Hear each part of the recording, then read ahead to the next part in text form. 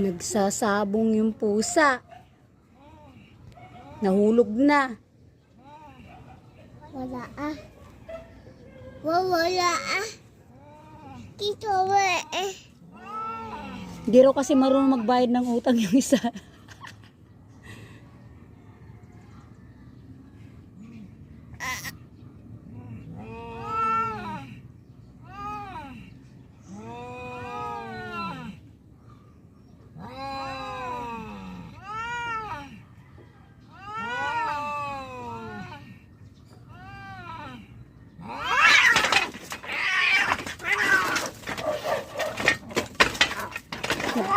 Ay, naku. Ay, nag-aaway yung pusa. Naku, Diyos ko, yung isang pusa, kawawa naman.